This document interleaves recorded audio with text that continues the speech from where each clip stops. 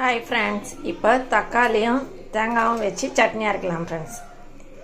இப்போ first தாளிச்சிக்கலாம் friends. இந்த சட்னிக்கு எண்ணெய் ஊற்றியாச்சு. இதில் கடுகு ஆட் பண்ணிக்கோங்க. தாளிக்கிறதுக்கு கொஞ்சமாக சீரகம் ஆட் பண்ணிக்கோங்க. இப்போ பெருங்காயம் ஆட் பண்ணிக்கலாம் ஃப்ரெண்ட்ஸ். இப்போ கருவேப்பிலை ஆட் பண்ணிக்கலாம். இதை எடுத்து கிண்ணத்தில் எடுத்துக்கலாம் ஃப்ரெண்ட்ஸ். இப்போ இந்த கடாயிலே எண்ணெய் ஆட் பண்ணிக்கோங்க ஃப்ரெண்ட்ஸ். இப்போ இந்த சட்னியை தாளித்து எடுத்தாச்சு ஃப்ரெண்ட்ஸ். இப்போ இதில் கொஞ்சமாக கடலைப்பருப்பு ஆட் பண்ணிக்கோங்க. இப்போ இதை வார்த்துக்கலாம் ஃப்ரெண்ட்ஸ்.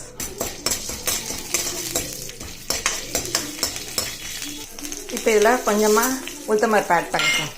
இப்போ இதை பொன்னேரமாக வறுத்துக்கலாம் ஃப்ரெண்ட்ஸ். இப்போ இதில் கொஞ்சமாக புளி ஆட் பண்ணிக்கோங்க. இப்போ இதில் ஒரு 5-6 மிளகு ஆட் பண்ணிக்கோங்க. இதை நல்லா செவக்க வறுத்துக்கணும் ஃப்ரெண்ட்ஸ். இதில் 3 மிளகாய் ஆட் பண்ணிக்கோங்க.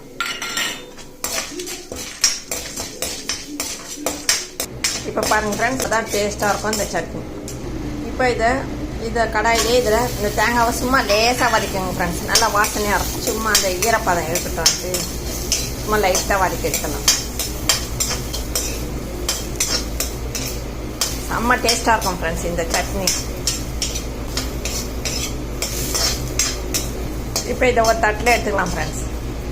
இப்போ இதில் கடாயில் எண்ணெய் ஊற்றிக்கோங்க ஃப்ரெண்ட்ஸ். இதில் பூண்டு ஆட் பண்ணிக்கோங்க. இது கொஞ்சம் நல்லா சகப்பாக ஆகணும் இந்த பூண்டு. அப்போ தான் இந்த சட்னி டேஸ்ட்டாக வரும்.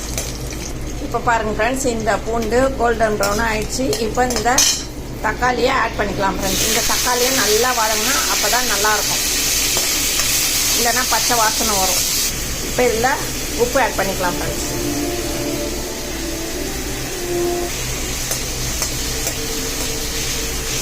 இதை நல்லா வதக்குங்க ஃப்ரெண்ட்ஸ். இப்போ பாருங்கள் ஃப்ரெண்ட்ஸ், இது நல்லா வதங்கிச்சு. இது எடுத்து தட்டில் வச்சு நல்லா ஆற வச்சிடலாம் ஃப்ரெண்ட்ஸ். ஆற வச்சுட்டு மிக்சியில் ரன் பண்ணிடலாம் ஃப்ரெண்ட்ஸ்.